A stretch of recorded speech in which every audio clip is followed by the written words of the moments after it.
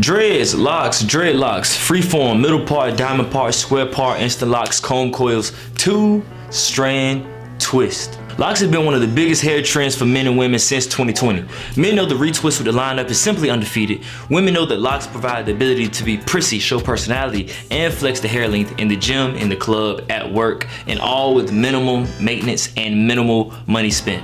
So that brings up a question. Why is everybody cutting and combing out their locks? We've seen some of the biggest lock influencers cutting and combing out their locks, along with a huge number of their followers and supporters following suit. It almost feels like it's like the end of an era or like a changing of the guard of some sort. And it really makes you sit back and ask, like, dang, are locks out of style? To find out if they're in style, we're gonna take a huge step back to see just how they got in style. You see, archaeological evidence points to locks being worn in Africa as far back as 3000 BC in the Sahara Desert. Egyptians used to wear locks and wig locks. We only know that because we used to look at a bunch of their ancient artwork drawings that were on the wall in different tablets, and also by digging up the mummies, and we found mummies with 30-inch bust down dreadlock wigs. Crazy. There's also a connection between locks and some Abrahamic religions. Rastafarians in large part, more specifically, believe that locks connect them to the Nazarites that are mentioned in the Bible. And if you live in the States, then you know a lot of our lock culture comes directly from that Rastafarian culture. Being that there are already a plethora of Caribbeans in America due to slavery, and other Caribbean migrations that would happen later in the 1900s. It's really like a no-brainer that locks and a ton of other Rastafari culture, like music, would seamlessly become a part of Black American culture, which then makes it American culture. But let's fast forward a few decades and look at the huge transformation that Bob Marley's impact had. And then let's fast forward a few more decades and combine it with the neo-soul spiritual enlightenment from the ladies at the top of Black culture like Lauryn Hill and Erykah Badu. And then let's fast forward another decade and let's see rappers like Lil Wayne all the way up to Polo G, back to Busta Rhymes, all the way up to Lil Baby, all the way back to Lil Jon, and combine that with the athletes of that time like Chris Johnson, who ran the 4-2. We got Derrick Henry, Marshawn Lynch, plus 40,000 other collegiate running backs. And then we gotta add the Black woman-led natural hair movement, which I believe started here on YouTube. Trading in their perms for deep conditioners, embracing their natural hair, watching countless YouTube videos and tutorials, and pushing the agenda for what is and what is not professional in the corporate workplace. And then fast forward half a decade and add a global pandemic, which left us all confined to our houses for months at a time. Unless you lived in Atlanta. And this pandemic gave us the opportunity to have more time to ourselves, to reflect, to go on spiritual journeys, and try new things with our hair. And then consider the fact that the braiders, the barbers, and all the hairstylists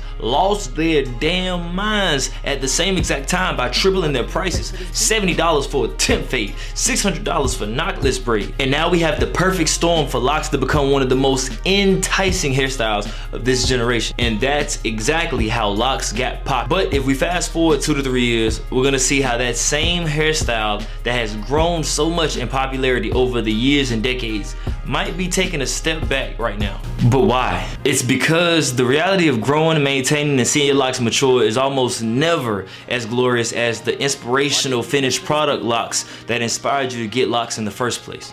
So no, locks are not out of style. They're still one of the best hairstyles that you could ever get. It's just that there was a huge wave of people who all got locks at almost the exact same time, and they're now all quitting at the exact same time. But I'm not judging these people. As a matter of fact, if you listen to some of the reasons why they got rid of their locks, it actually makes sense. And for the most part, when people talk about why they got rid of their locks, it's normally one out of these 3 reasons. The first reason is because they don't lock as fast as you think. The majority of complaints you hear from people with locks are about issues that solve themselves once your hair actually locks.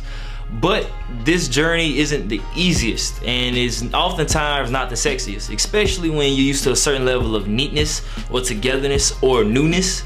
And you just kind of find it hard to find that level of togetherness when your hair isn't all the way locked or when it's not as long as you want it to be. I believe this reason to be over 50% of the total reason why people are combing out their locks. Number 2, maybe they just had a bad start. The good thing about so many people having locks is that those people can pass around even more tips, wisdom, and experience. There's information that you can get right now about locks that people who started before 2021 wish they would have had. And most of the information that's out there is about how to start your locks, the parting of your locks, the lock method, you know, like comb coils or 2 strands. You got the products, the taper, what hair length should you be before you get locks. It all matters, because with locks it's important to start the right way, or else you may never reach that look that you intended to look like in the end, if that makes sense. So there are a lot of people that say, dang man, I wish I would have got like different parting, you know, diamonds instead of freeform or whatever it might be. Or some people say, dang man, I wish I would have went a little bit big on my locks, or maybe I should have went a bit small on my locks and do more styles. And this is normally what leads people to wanting to restart their hair journey. And this probably makes up about 30% of the people who are getting rid of their locks. But most likely those people will be right back in the lock journey if you just give them a little bit of time. And the third reason why I believe a lot of people are cutting / combing out their locks is because they need a fresh start or they're bored. You know, this next reason probably makes up about 20% of the people who want to move on from their locks. But you'll hear people say this all the time, man. Locks really hold energy. That's something that you hear from people who had their locks for a while, so they're probably not newly locked people. But just know that there's a lot of things that get held in your locks over time. Whether you had a traumatic experience or whether you want to just close a chapter of your life, those people, the first thing they do is cut their dreadlocks. That's the first thing they do. But want some new chapter? Time to cut the locks, time to get rid of them. That's what they want to do. But yeah, those are the 3 main reasons why a lot of people are cutting / combing out their locks. And it seems like everybody is cutting their locks or getting rid of locks. And no, locks are not out of style. Just to say it again, they are not out of style. It was simply a wave that came and a wave that went. Just like there has been and will be many other waves that come and go. Oh yeah, and if you have any tips, tricks, or wisdom involving or related to locks, or you want to tell your story about why you cut your locks or why you're keeping your locks and not cutting them, feel free to leave them down below in the comments. Make sure you like this video, make sure you share it, and make sure you subscribe to the channel for more hair advice and hair tips and hair stories and research like that. Peace.